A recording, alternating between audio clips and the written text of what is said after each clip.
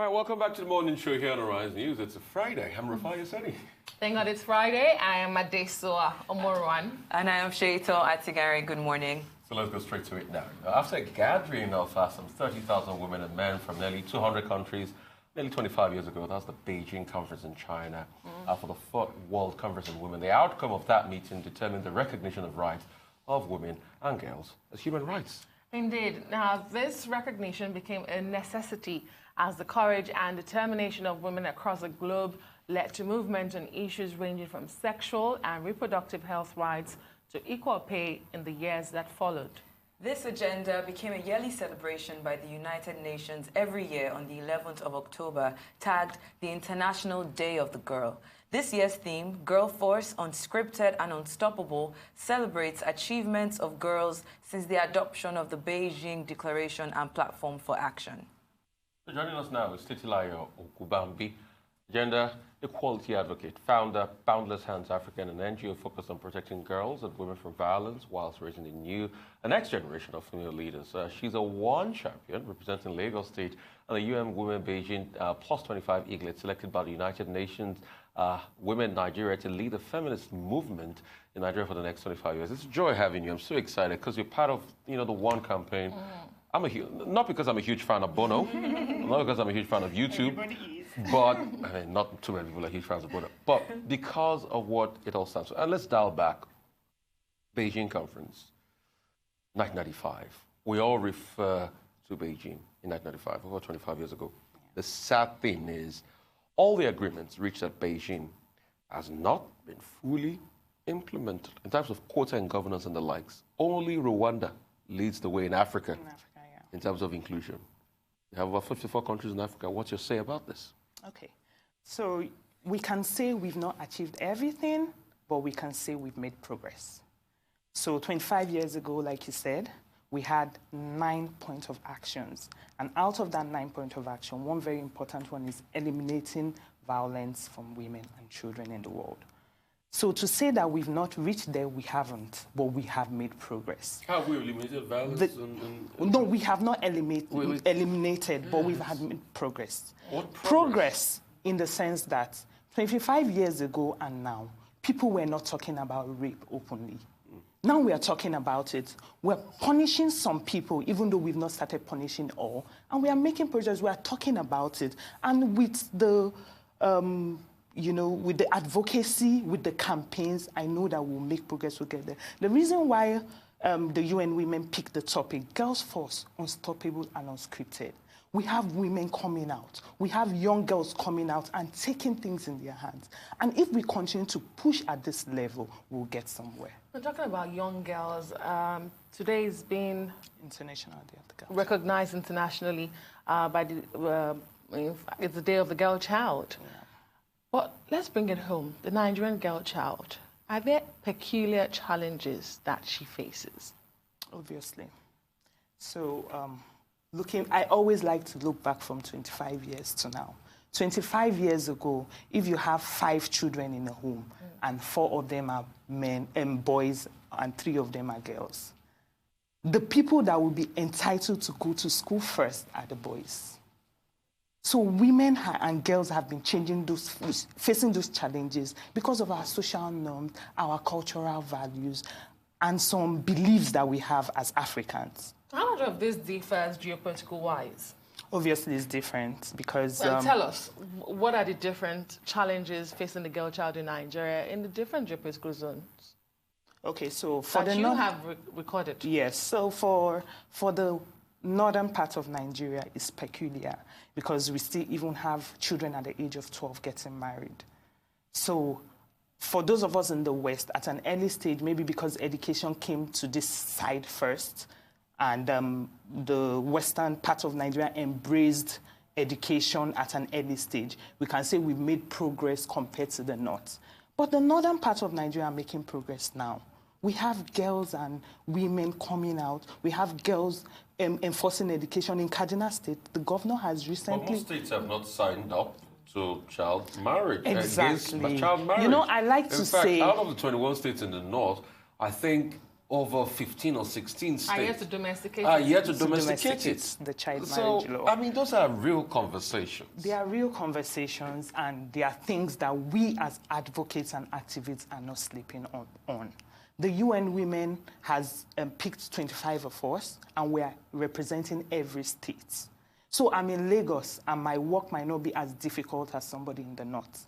I have champions and eaglets like me in the north that I'm having conversations with the governors, mobilizing people to do advocacy. It's difficult, but I have very, very strong convictions that we'll still get there. Was the advocacy okay. Yeah.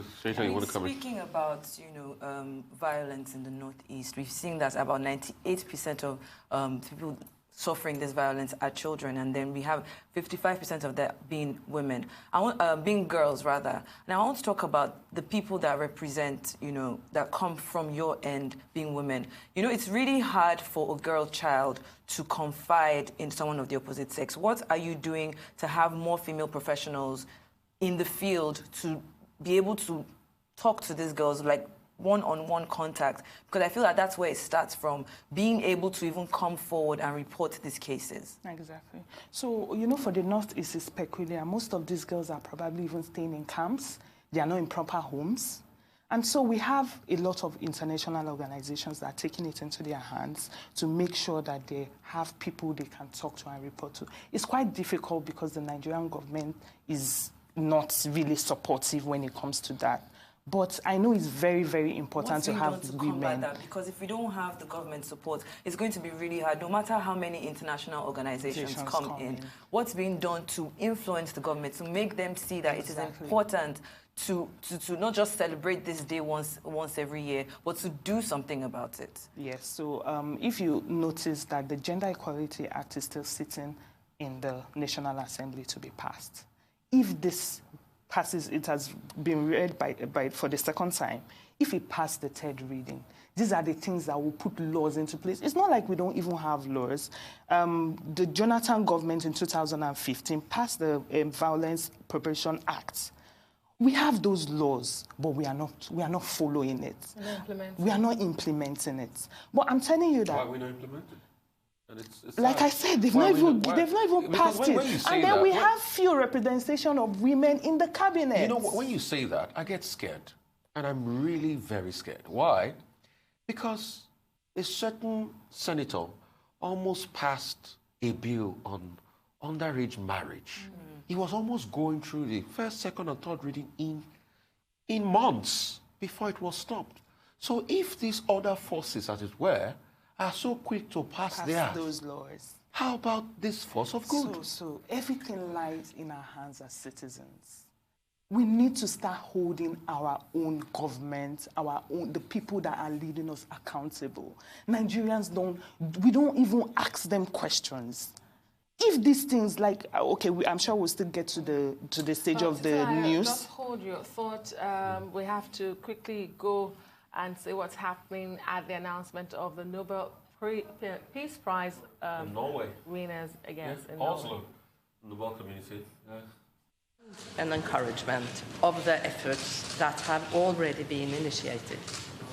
How important has his efforts in neighboring countries other than Eritrea been? As you already have heard in our official statement, we do recognize him as a person who actively contributes to peace processes in the neighboring countries. And we do hope, we recognize the work he has already done, and we do hope that this role will be developed and continued. I would think there is not such a thing like an obvious candidate, but would you say that this year's candidate was easy to agree on? The work of the Nobel Committee is never easy. Short answer. Bibiana Piene from Norwegian News Agency. Would you say, you have been stressing that this prize is very in line with the Nobel Testament. How important has it been for the committee to find and award the prize to a candidate that is very much in line with the Testament? Has this become more important? I would say that the work of the committee has always stressed very much to be in line with Alfred Nobel's will. There has perhaps, during the last 15 years, been a shift of making this clearer in the reasons for the prize. This prize is, as other prizes, in accordance with the will of Alfred Nobel. There's always the risk of having Peace Prize winners who disappoint, especially when they're in the middle of a process. Has this been a factor for the committee in deciding this year's award winner?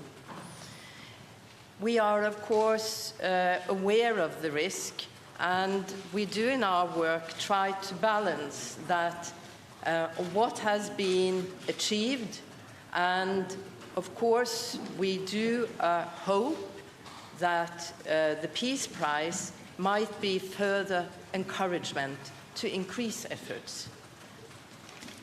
Alistair from Climate Home News. Greta Thunberg was the bookmaker's overwhelming favourite. What do you have to say to her supporters who are disappointed today? There's been controversy in the past about prizes for the environment, to the IPCC, to Al Gore and to Wangari Maathai. Is this an issue that you think the committee will return to in coming years? Well, on the day when we announced the prize, we never comment who didn't get the prize and who could have had the prize or who the bookmakers speculated in. So I have no comment to that.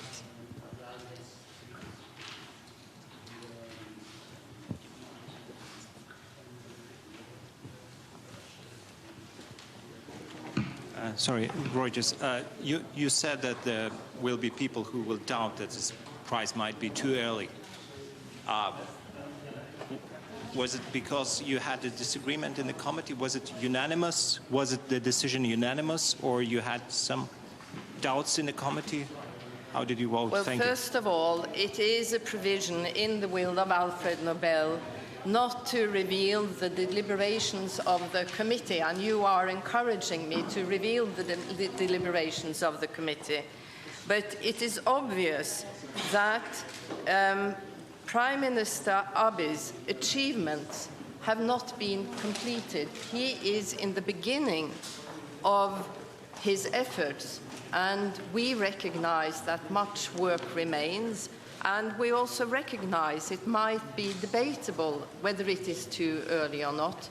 And as I have already stated, the committee believes now is the time to recognize and to encourage. Yes, Björn Lindahl, Svenska Dagbladet. Have you already spoken to the Ethiopian Prime Minister, and what was his reaction? As I walked in, we had not managed to get in touch with Prime Minister Abiy. So if he is watching me now, I would just convey my warmest congratulations. Will both of the presidents be invited to Norway to the ceremony? The Norwegian Nobel Committee invites the recipient of the Peace Prize to the ceremony.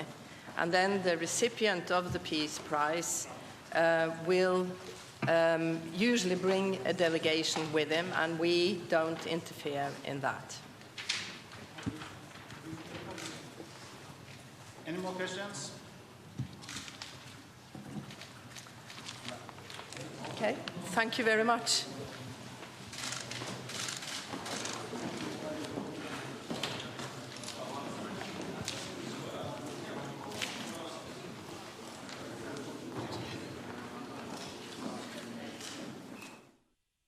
Story there, break in. Nobel community, Abiy Mohammed, a Prime Minister of Ethiopia, Nobel Prize winner for peace. A lot of people are going to say there are many controversies to that, but give it to that man.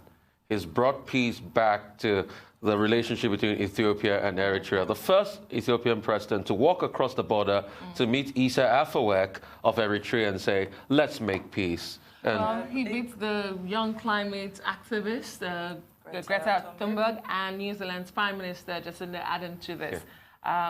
Quite noble that war, you know, a lot of people will say it was needless in the first place, lasted for over 2 decades. And like the chairperson of the Nobel Peace Prize did say, it's an ongoing effort by the Prime Minister. 43-year-old, he has brought a lot of dynamism to governance. What he's doing in Ethiopia is something that should be commended. And then extending that to Eritrea, Ethiopia's neighbor, is fantastic. And owing to the fact that he's from the Oromo group, we all know the segregation against the Oromo people that has lasted for a while. A little bit about him. He used to be in the military. In fact, his parents, one of his parents were killed when he joined the military, and he fought in the very long war under the Derg administration, and that continued for quite a while. He's got a PhD. In fact, went back to school, got a PhD, quite a very exciting guy, a young person for the future, they call him in Ethiopia, changing the dynamics of the Ethiopian economy. You can see a lot of foreign influx, a lot of investments. Ethiopia is leading the way in terms of tech and some other government institutions and the like. So, he also recently won a lot of plaudits for his role in helping to broker a power-sharing bill in the neighboring country of Sudan after a political crisis that led to the arrest of Omar Bashir. And this is out of 301 candidates, you know, applying for the Peace Award. So this is a good time for Ethiopia and their Prime Minister. I mean, very exciting time for Ethiopia. A lot of people, like you said, on the list, Greta Thunberg, Jacinda Ardern, her response to the terrorist attack, and the list went on. Very exciting. But a lot of people are still going to have, we're talking gender, a lot of people are still going to have the gender edge to it and say, last year, it was Dr. Mukwege of Congo. This year is another man, all right? Why is it all men? I mean, people had this gender conversation about the Nobel Prize for Literature the other day, saying that out of over 114 people that have been given the Nobel Prize for Literature, only 14 of them have been women. So that's that conversation too. But a lot of people also will say this is well-deserving for this very young one, Abiy Ahmed. He's also a gender advocate in Ethiopia. Let's not forget, it's an equal cabinet in Ethiopia. It's gender parity, and he has been an advocate for that. We should give him that. Congratulations to him. Very phenomenal what he's doing. The conversation and debate about what young people are bringing to the table, I think this is a good example of it. Sometimes they say it's not really about age, but more often than not, we are beginning to see that it's about age. You know, the dynamism he brings is fantastic. But let's continue our conversation here because it's the International Day for the Girl Child. And Titilayo, we're just discussing before we had to go to Oslo there. How serious are we as a country, as a society, about the protection of the rights of the girl child? Because some people would say the girl child in Nigeria is an endangered species, from kidnapping to child marriage to out of school children. The figures are staggering for the girl child. But how serious are we to say, you know what, we have an SDG goal, the goal 5, which says gender equality. How serious are we to ensure that we are meeting that target? We are saving our girls. So like you mentioned, the statistics is scary. We say 1 out of 3 girls will face violence in her lifetime. So that means if you have 3 daughters, 1 of them will face violence. In Nigeria? In the world. In the world, It's a world statistics. Okay. We don't have statistics in Nigeria to even measure this. But when you talk about the guns and people,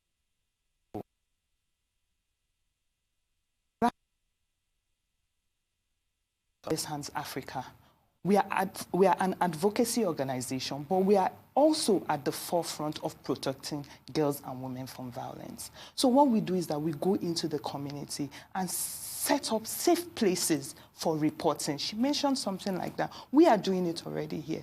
We do safe places for reporting. The police is supposed to be the first point of contact, but people are even scared to go to the police to go and talk about their problems. So what we do is that we get people in that community to be the first point of contact, to record those cases, and we come as intermediaries to get those cases and make sure we follow them up to the end. And a few organizations like me are doing that, if you hear of Project Alert and all that.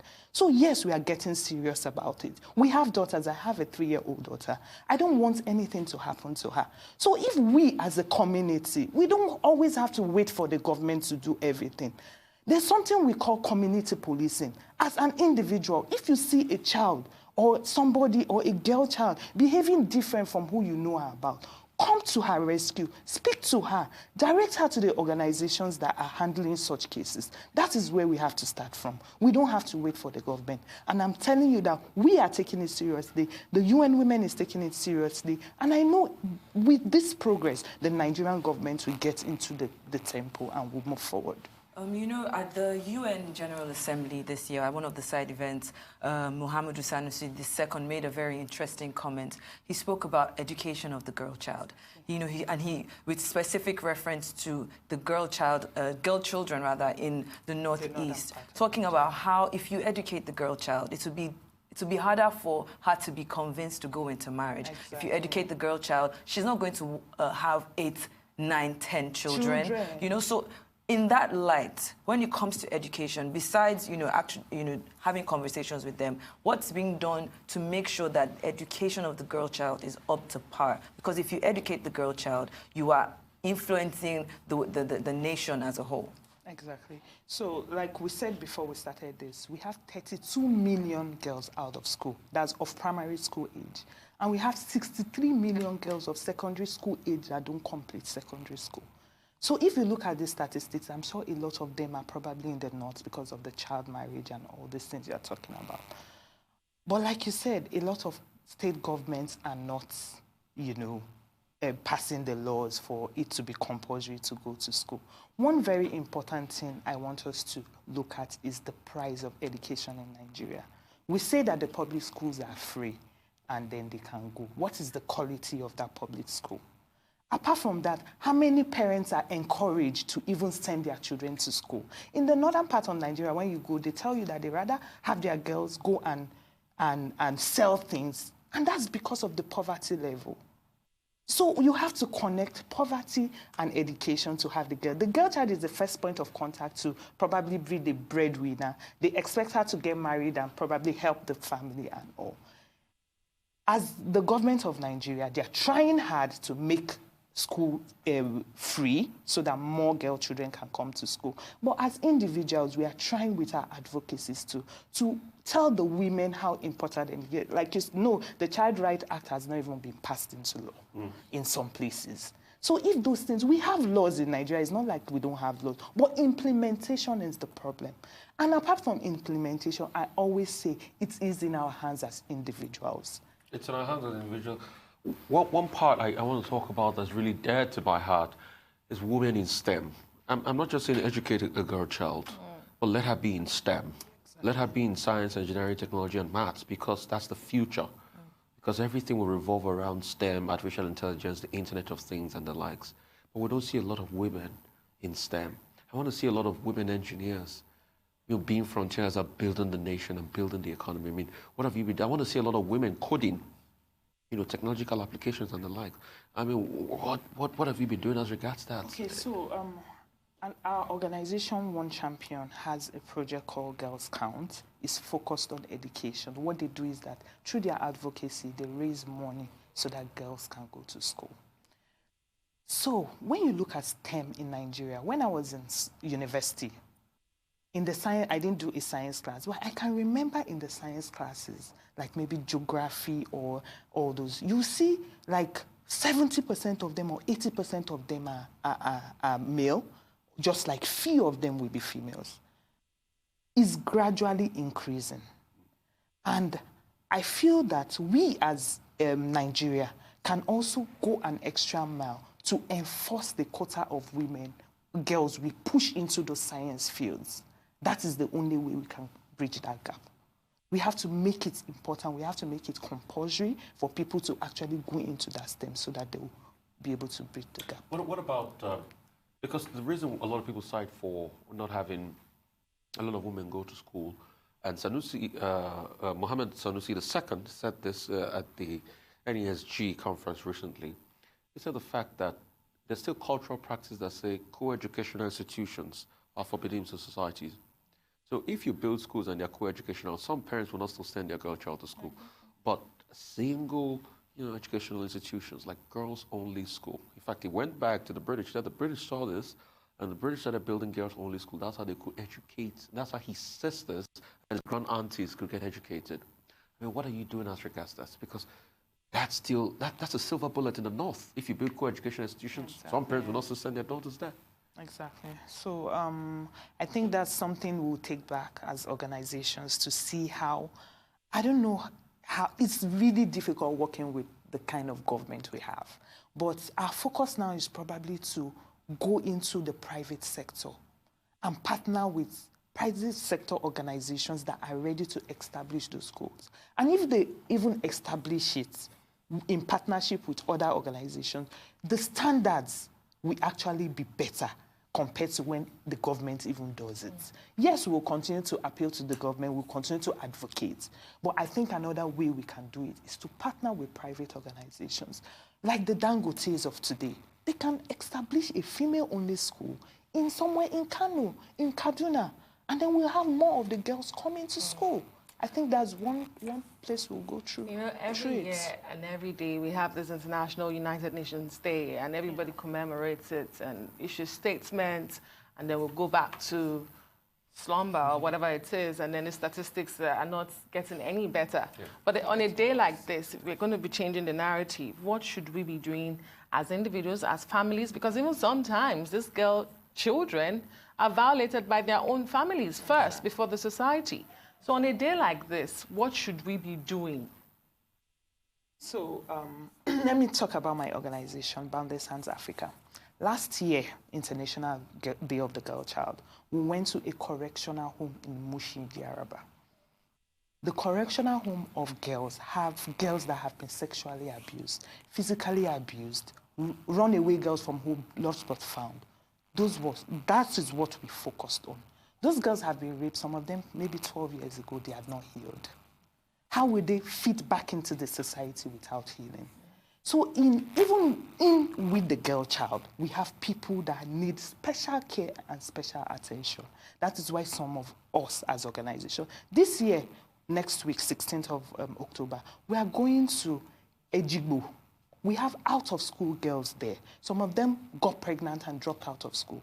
Some of them have not even seen the four walls of school before. What are we doing? Even in the Western world, we have girls that are not educated, that have capacity. They are learning skills. We are not saying education is not important, but we are saying, okay, you've passed that stage. What else can you do? Trying to integrate them back in the society. They have human rights. Even though they didn't go to school, they have human rights. Do they know that if they are violated, they can go into the police station on the gender desk office to report these cases?